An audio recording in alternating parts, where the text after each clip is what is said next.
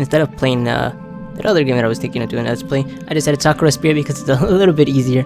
I can commentate while we watch the thing, and I don't know, I think it fits better with my channel than what was the other game. I can't remember what other playthrough I was going to do.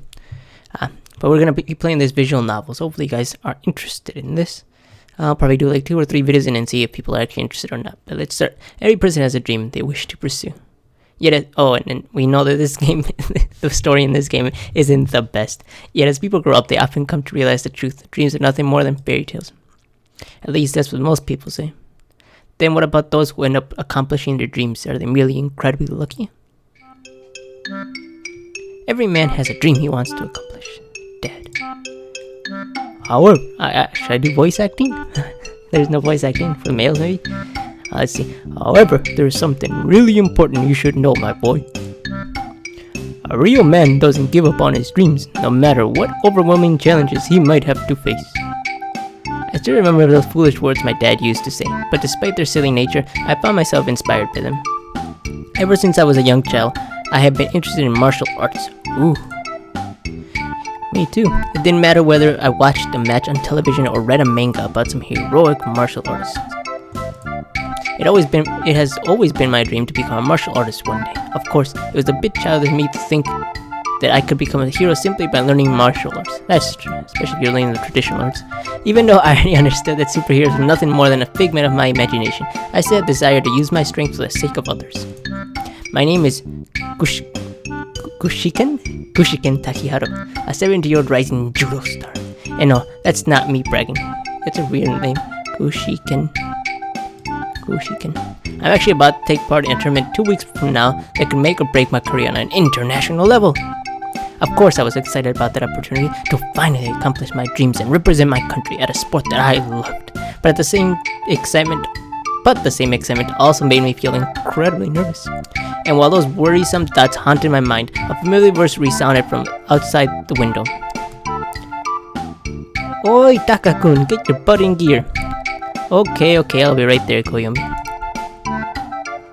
Not wanting to keep Koyomi waiting, I quickly dashed towards the front door to let her in, not even realizing that I was still in my pajamas. Hold on a second, Koyomi, gotta grab my shoes before we head off to school. Really? I never realized our school had a strict uniform or sleepwear policy. Nice jammies, by the way. Did you borrow them from your mom? Oh wow, I completely messed up. Do you guys, I don't know, should I try voice act the girls too, maybe? I don't know. I'm not very good at voice acting. For the moment my eyes drifted downwards, noticing that I was indeed wearing my pajamas, I let a groan of annoyance and marched back towards my room. Bah! There's nothing wrong with my jammies. The Golden Knight is a famous comic book hero in the West. Besides, not everyone prefers to sleep naked like you. Mumbling these words, I started stripping out my clothes, not particularly minding the presence of the girl behind me. That only happened once. You know very well it was super hot that night. And geez, warn me before you strip naked in front of me, you idiot. So she seems to be the tsundere.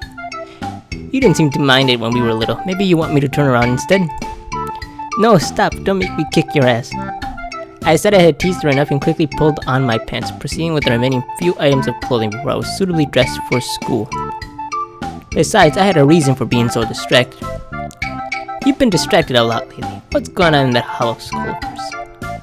It's that upcoming match. I have no idea anyone can remain calm with an international career is at stake. He seems pretty interested. Maybe he'll join the UFC. We never know.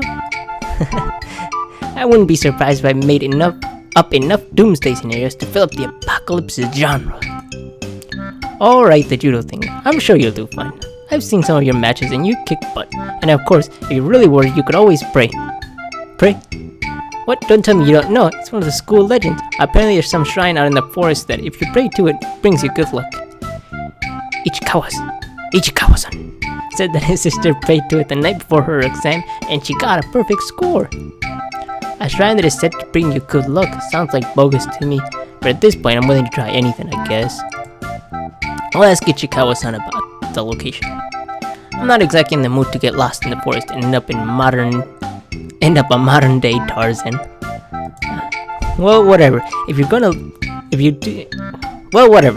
do go looking, at least send me a message to let me know. And while you hurry up, we're going to be late again. Heroes never too early, nor are they too late. They arrive precisely when they are needed. But for the sake of avoiding detention, let's hurry. That's a wizard, not a hero, genius. And how can one person be such a sport nerd and such a geek at the same time? It's interesting. It's interesting how people do that sometimes where you can't... Like, I'm a huge nerd. I'm reading a visual novel. I love anime and do video games all the time. I have basically a gaming channel, so how nerdy can you get? But at the same time, UFC is my favorite sport of all time, and I want to do boxing. It's funny how we have ideas where we just segregate people based on what they like.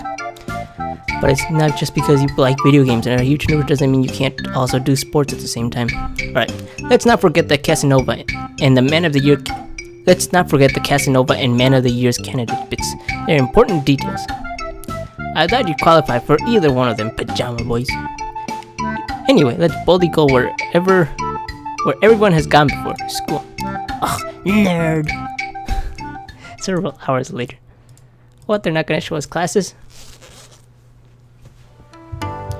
Later that day, I finally got a chance to talk to my classmates about the location of that shrine that Koyomi had mentioned earlier. Gym was the last thing on the schedule for today, so once people got ready to go home, I approached the guy. Hey Ichikawa, is it true that your sister discovered some shrine that is said to bring you good luck? Oh, let me guess, you want to date her? Well, even though I have to admit that she's very attractive, I'm afraid she's already going out with someone. Not to mention, you're not her type. Or should I do a more nerdy voice? I can't tell. I already got my hands full dealing with Koyomi. You can keep your sister to yourself. Jokes aside, I'm more interested in that shrine. Did she mention where she found it? I didn't know there was anything near the forest aside from the Jojo's Bizarre Adventure. She said something about it being near a river and quite high up. To be honest, I wasn't paying too much attention when she was going on about it. I mean, she was wearing this top and it was tight and... Stop.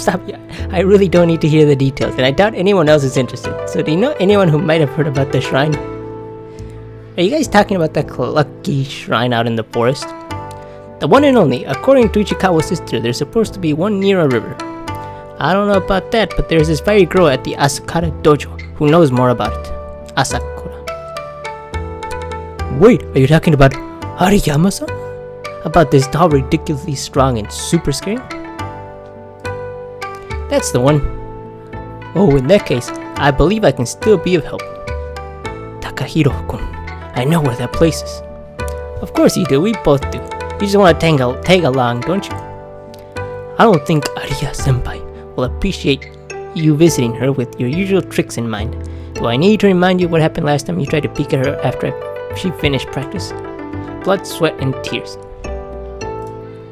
Shut up! I don't peep at the ladies. That's slander, you know. I should sue you. I would never look up Arya-sama's glorious body in such a state of nudity, because this visual novel doesn't let you see naked people. Also, you haven't seen her naked yet. I've seen a bit of a side boob, but the hole I found didn't really let me get a good view of. But the hole, that's the key word in this. There we go. Someone calls the cop. Ichikawa. The peeping Tom has confessed. I playfully patted Ichikawa's shoulder as I turned around, grabbing my bag in the process, prepared to leave. As you can tell, I'm not the best at out loud reading. I was never chosen to read out loud during class, so I never got really good at reading out loud. So I might make some mistakes. Thanks for the tip, Ichikawa. I'll let the judge know you were most helpful during the interrogation. That's unfair. I was coerced. I won't say another word until I speak with my lawyer. ... More dots. Even more dots to tell in the dark. Once the school was over, I decided to take my chances with a little bit of intel I had managed to obtain from my classmates. If memory served me right, Arya-senpai would be practicing at the dojo today. Of course, I knew her. She was a judo student just like myself, but for whatever reason, she had been refusing to compete in any tournament for a while now. Arya-senpai, are you around? I shouted her name as I parked my bike, looking around for any sign of the girl. One of the reasons that I decided to do the visual novel things is because I remember watching, what was his name? I can't remember the YouTuber's name, but there was this YouTuber who did a playthrough of Katawa Shoujo, and I thought that was really fun listening to what he was talking about while he was reading. He was doing voices too for the visual novels. I can't remember who it was though. Oh man, now he only does Minecraft, I think. But back then he used to do more stuff. Wah, yeah. Huh. Follow the shouts and you will find her. I grinned briefly as I saw Arya seemingly in the middle of practicing a series of motions, almost as she was fighting an imaginary opponent. She's shadow practicing. Perhaps now was a perfect opportunity to surprise her a little. I snuck closer, making sure to make as little noise as possible before I reached a hand towards her shoulder. Arya, feeling the hand on her shoulder, Arya reacted. She grabbed, well, of course she's doing judo. She grabbed hold of my hands and with a loud grunt shifted her weight, curling and tipping me over her shoulder. Oh, she's the Ronda Rousey. I didn't have time to brace myself for the impact before I hit the ground like a sack of potatoes. Yeah, no one sneaks up on the great Kunoichi Arya. Oh, Taka boy, I didn't realize it was you. I'm sorry, are you okay? Oh, so she smiled. I expected her to be bigger. Kunoichi, more like the Tasmanian devil. That throat didn't even have a shred of mercy in it. I don't know if I should do voices for females. It feels so weird. You guys want to hear? Tell me in the comments. I'll record 2 episodes with no voice for the girls, and then if you guys actually want to see it, I'll do voiceovers of the girls if you guys want that too. Prefer now. I'll keep on her old voice. It feels really weird. There's no mercy in the ring, Takaboy.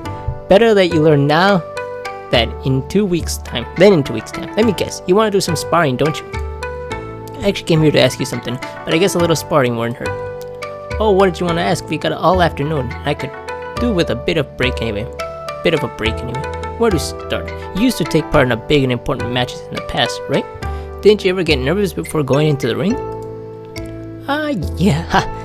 This one time I got so nervous I hid in the kitchen cupboards until my dad found me and dragged me to the car. Of course, that was when I was like 8.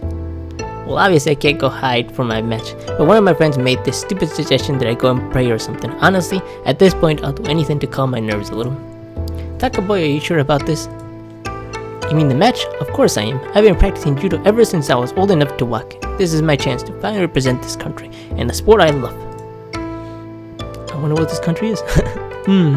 Arya seemed to think for quite a long time, all the while tapping her jaw with a finger. Eventually, she snapped her fingers and grabbed tight hold of me. Alright, I'll tell you the way to this shrine, I know, but it's going to require more than a simple clap of your hands and a bob of your head. You're going to need to give something to that shrine, something of value. I guess I have to think of something before we get there. Thanks, senpai. I appreciate the help. Oh, no. Takaboy, I'm not going with you. I've got training to do. Besides, you've got to take this step for yourself. I can draw you a map and show you an easy way to get back there, but you'll be on your own. Oh, no help? You're not tagging along, not even for a little while. Afraid so, Takaboy. Let me just grab some paper. I'll draw that map for you. After Arya's return, quick preparations were made and I followed the directions noted down on the map. Surprisingly, it wasn't all that far. However, the hint on how to find my way back in case I got lost was a bit sketchy. Just look down and you'll be able to see the road of the dojo from anywhere on the hill. Forest near the dojo was my first challenge to overcome. A narrow path coiled along the trees and nearby was the river Ichikawa's sister had mentioned. I followed Arya's scribbles with a bit of skepticism, but after an hour or so, I finally arrived at the supposedly legendary shrine. An hour away? Oops. It's all far away. The shrine itself seemed surprisingly well maintained despite being in the middle of nowhere. It made me wonder if someone could be secretly living there. Perhaps some secret martial artist master.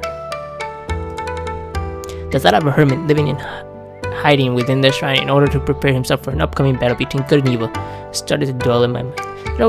It sometimes doesn't make sense being a hermit and not martial arts, because how are you going to train? How are you going to know if your techniques are good or not if there's no opponent you're going to fight? How do you know your cross hook will actually hit if you've never been in a fight and the guy blocks it and kicks you? So I've never understood being a hermit in martial arts. You gotta test your skills on somebody, right? And that's how you get better by testing against actual people and see what a person does. If you do a kick against a bag over and over, you're not going to get better at kicking people. I mean, you'll get better at kicking, but not at kicking people, you know? Because if I kick a bag and then suddenly I go and kick a person and they check the kick, I'm done. I won't know what to do. But let's keep going. I guess it's too good to be true. I sighed in annoyance at the fact that aside from the shrine itself, the ground surrounding it seemed to be completely abandoned. There was no way anyone could be living there. For the time being, I decided to focus on the reason behind my visit. It only took a few moments before I gathered the courage to approach the building. Once inside, I found a rather fancy-looking altar of sorts at the back of the room. I guess this is the thing everyone's talking about. Silently, I folded up the map I had been given. Putting it inside my bag, I approached the altar. I was kind of skeptical about the whole religious aspects, so I wasn't sure if this was actually going to work. I don't even think luck will do me much good in a match like this. In my opinion, there wasn't any room for things like luck in martial arts. Judo is all about using the knowledge you have gained throughout training. Of course, a good amount of talent also helps. Well, hard work always beats talent. There was simply no room for something as superstitious as luck.